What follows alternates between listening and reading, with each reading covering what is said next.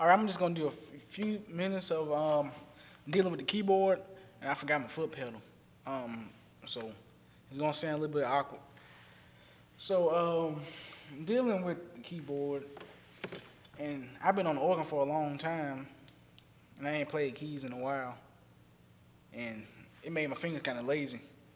But I'm gonna do some regular chords, some talking chords. So I play something first, and I just sit here and you see what they look like, and that's it. I'm gonna be in the key of I'm gonna go to D flat this time. So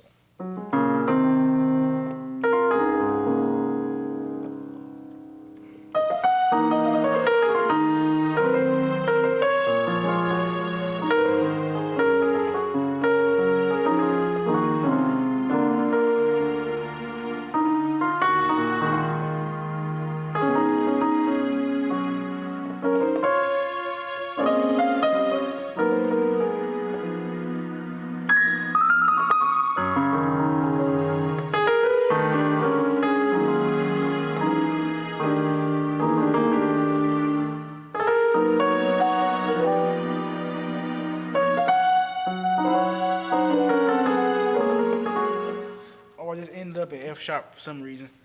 But the chords in D flat.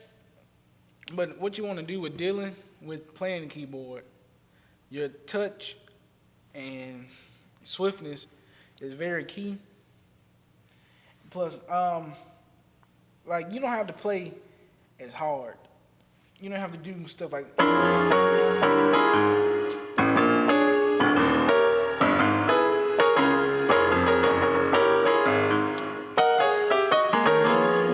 Or when you have to play talk music, you have to play. If your body, it all comes from your body. I know that sounds weird, but you're if you're leaning and you're forceful like this, just be smooth with it. Just glide over the keys.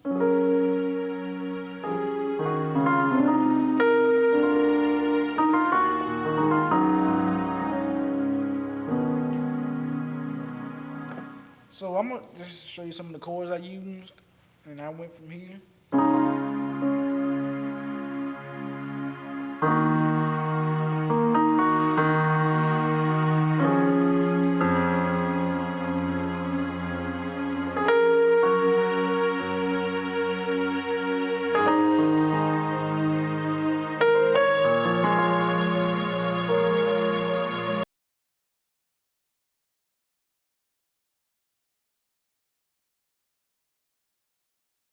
Oh, that's another thing with progressions. With your talk music, you can progressions are nothing like for the number system. All they talking about like 736, 251s, 456, 7. All it is they talking about the bass note and the corresponding tritones and chorus that goes with that bass note. So with 736 progression in the key of D flat, C sharp, you have C, F, B flat. That's 736. So I'm gonna go in here with my fingers.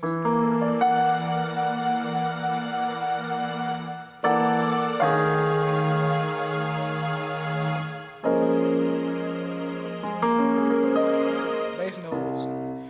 If I have my pedal, I can just go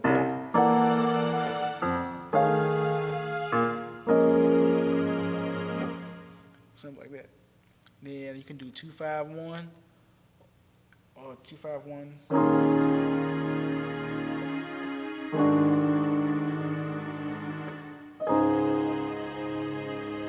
This is that is just an example, but there are I found out when I was learning there are a number of ways you can approach these progressions and have the same bass line.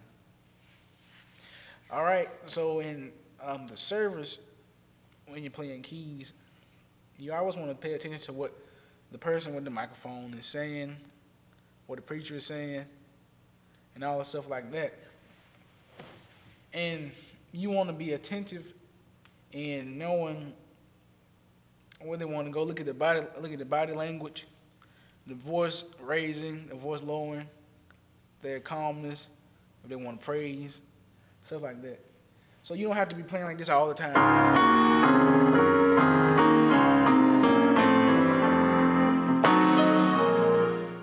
If their body language is going like this, you gonna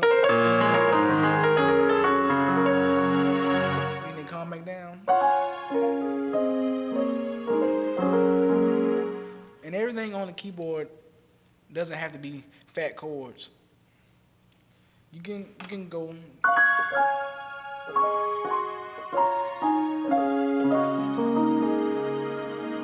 don't always have to do like.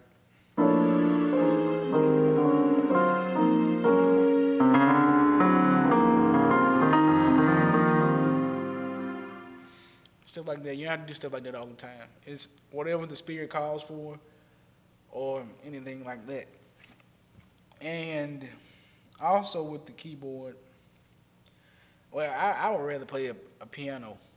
You just saying, or a keyboard with weighted keys. That makes a difference. But I'd rather have a real piano to play.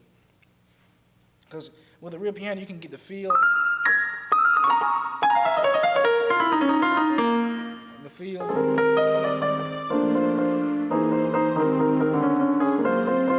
You can get the real feel. But that's about it for this segment with playing with the keyboard. I hope this helped in any way with conducting service and all this stuff. And one more thing, you yourself can control the flow of the service without you knowing it. You can set the atmosphere, and you can play some chords. It sounds nice. And you can, well, let's take it this way. If your church doesn't have musicians, if you weren't there one Sunday and no one was there to play, in most churches it'll be dead without musicians there. And they'll just be like, oh, man, where's the music at? Unless you got some folks up there that can sing and ain't afraid to praise without the music. But just think about that. And that's it. Peace out.